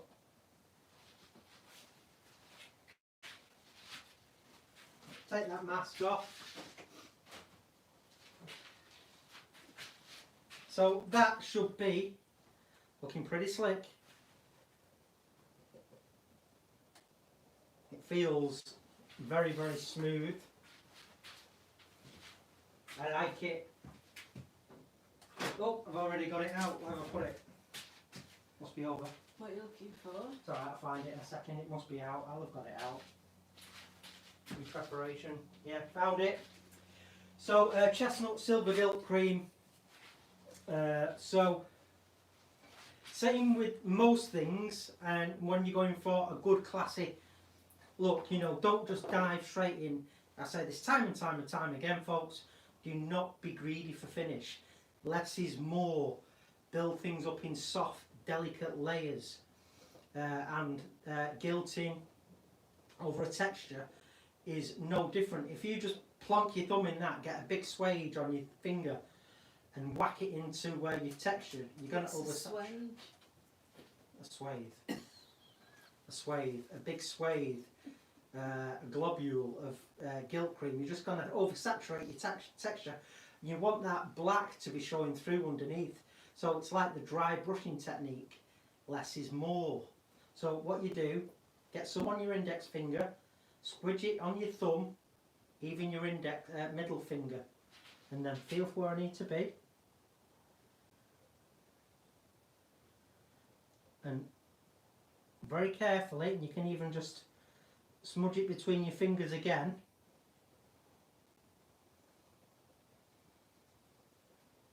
And when you feel it go dry and the solvents have gone on your fingers, then you could dip it in to get a bit more on.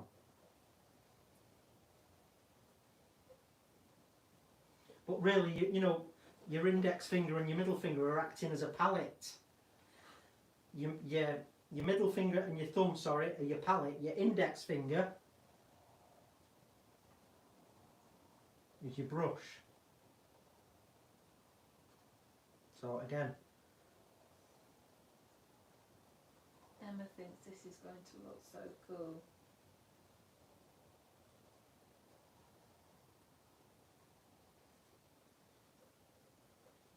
so that's all we're after. We don't want huge globs of it, maybe a bit more.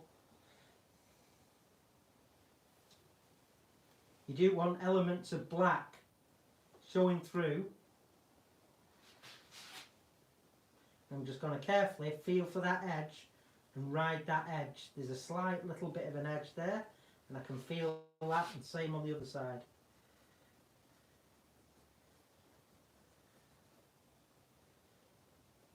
Just blend it in. And you could, if you want, even just don't burn your fingers. You can just even it out a bit, but just with a light touch. So there you go. That's Lynn says, for someone who can't see, you have an incredible eye for wood turning. well, my eye's in here. So all you have to do is, and for anyone that's new to wood turning and things like that, that might be listening now, or you're wanting to become more of a wood turning artist than just the brown and round brigade, obviously, you know, be passionate, but, you know, seek inspiration wherever you can. Movies, literature, books, music, artwork. Get inspired. I've said this before, you know, it's attainable and doable for anyone. And the reason why I can do it, well, hopefully blow my own trumpet, you know, to the standard that I'm able to do with no sight at all, it's just because I am putting the practice in. And, you know, you put the practice in and get good. Don't be jumping from one thing to another, to another, to another. You know, find a style, find a technique you're really bloody good at, and put hours and hours and hours of practice into that. If you are not a naturally gifted artist, and luckily I come from a family of great artists and architects and engineers and tradespeople, you know, you've got to work hard at it, but you can teach yourself to do these amazing things. But stop buggering about at it, you know, put the time in. Every time I hold my Nick Agar bowl, and it's what Nicola bought me for my 50th birthday, I am blown away, you know, by the level of work that's gone into that piece. And that is a benchmark for me to attain. And, you know, and I want to become the blind, you know, Nick Agar, the blind Colwyn Way, the blind Phil Irons. You know, I have got a very, very, very high benchmark to reach, but, you know, I'm giving it my all and my best, and everyone is capable of it. If I can do it, you should easily be able to do it. You've got to stop making excuses, put the time in, put the hours in, and, you know, you really can do anything. And what the mind can perceive, the body will achieve. Lynn says you can see so much more than they can. Yeah, well, you see, my brain functions differently. When you go completely blind, up to 30% of your brain becomes inactive. It dies, and that's why you have bereavement counselling when you go blind. You've lost one of the most important organs of your body, and everything we do, our eyesight plays a part. Everything. So my brain functions differently. It runs at a different speed than it used to, and like I say, it's very tiring, but it's very, very rewarding and satisfying when I'm able to do what I'm able to do. But anybody can do it. So Karam says, do you do any exercises that help to keep your other senses sharp? No, not at all. The only thing that I want to practice on is the clicking, the echolocation. So that's that. I don't know if you picked up on that, but tell me if you can hear the difference. But yeah, can you hear the difference? The sound changes, so I have to just correlate that sound change to what object it is. So it takes a lot of practice. So that's the only sort of training I want to do. My hearing and sense of smell and sense of touch, they improved very quickly because your body goes, they have to, otherwise you're floundering, basically. So let me just... J.H. Woodturner says you are an inspiration to wood turning. Thank you very much. Alan suggests people join the club. He's seeing 40+ turners over 20 years and he still learns something every time. Yeah, you never stop learning, never. Nick says the hours and time is easy to do, but if you haven't got the money for the materials, that's a problem. Eva says like how bats kind of fly in the dark. So Yeah. So some blind people click with their fingers, or some do the click with the mouth, like dolphins and bats. Well, Nick, you've just got a load of bowl blanks, so there's your material to get practicing on. And I know you have limited resources and funds, but so do I, is the answer. Professional woodturners, unless you really make it super big, I struggle as much as anybody. I've got some great supporters and sponsors now that help me, but in the early days I had very little money. I wasn't a professional. All I got was my DLA, my disability. But you'll find your way, mate. Just never give up and always believe in yourself. You will always find a way. If you want it bad enough, you'll do it. Go out and get bits of wood that have blown down in trees. If you see tree surgeons, ask, get in touch, befriend local tree surgeons. There's always a way. There's always a way. Baz says he wouldn't be doing what he's doing now without you inspiring him. Cheers, Baz. Flipping heck. Blynn says if you've ever been in Chris's workshop and watched him turn, you would be amazed. You'd swear he was fully sighted. Wayne the Woodturner says life lessons as well as turning lessons. You've got to love Chris. Yeah, thanks, Wayne. We are. I'm here, and you all say, I'm very inspiring. I do want to inspire all of you and motivate you. I've been to hell and back, and I'm here to, just give everyone hope, and say, look, crack on. It ain't over till it's over. It ain't over till it's over.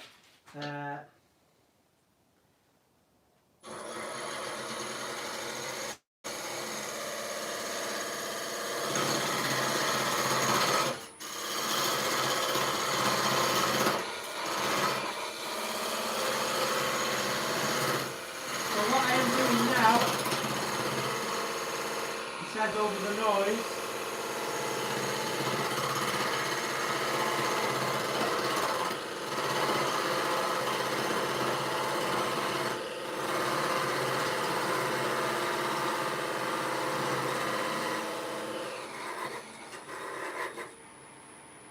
He's just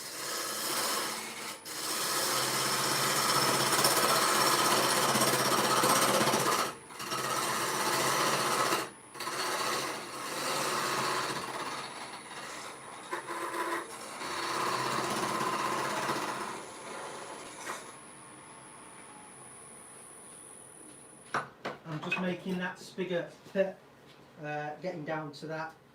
I started my YouTube channel, and I've said from day one it was to share my journey and my experiences, but to inspire as many people as I could.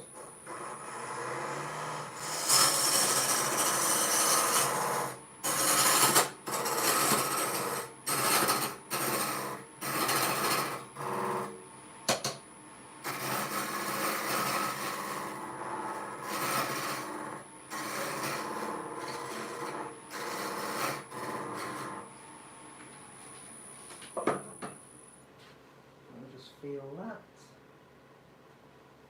Nick says you're the main person that inspired him to take up wood turning, as if he can't do it. As if you can't do it being blind, he can do it even with his back problem. Yeah. Jeff says lovely attitude.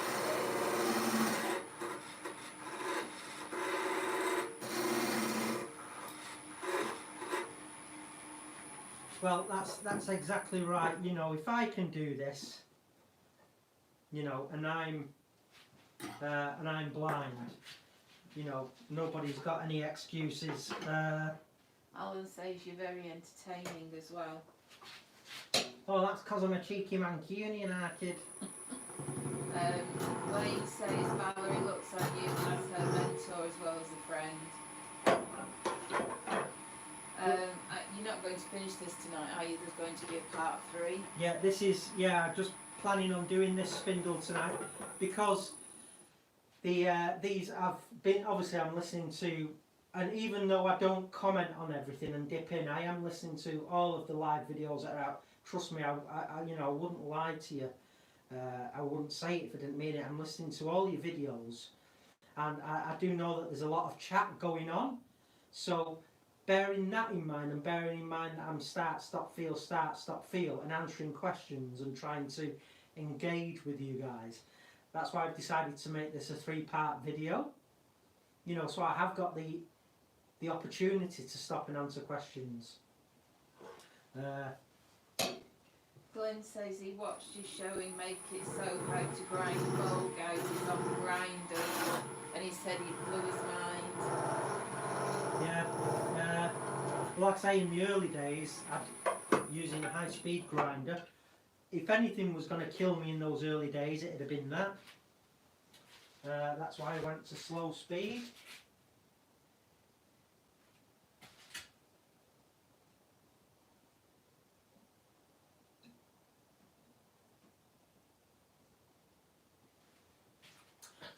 So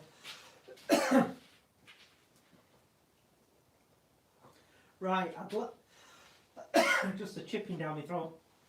I've left that spigot a bit oversized, so what I can do is I can just hit that with the sandpaper. Wayne, the woodturner, says he watched Glenn Senior hang a 3-foot bowl blank on a lathe. Yeah, we heard it. He was mind blown as well. Yeah, we listened to that, didn't we? Yeah. Well, I asked Nicola what all the noise was and all the giggling. So Nicola described what was going on, you pair of maniacs. Wait till I give that a go. That'd be pretty funny. So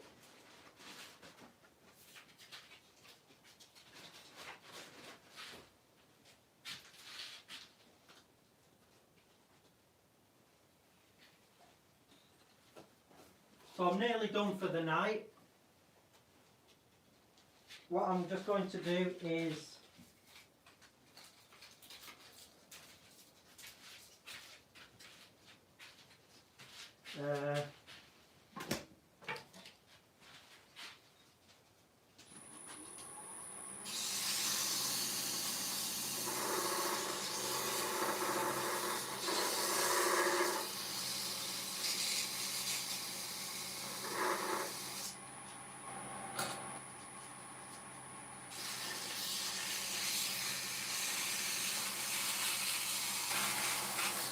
knock that last bit off with the abrasive paper,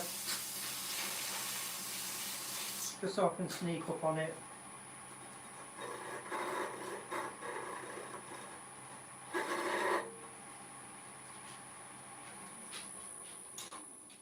And then just give this a little kick.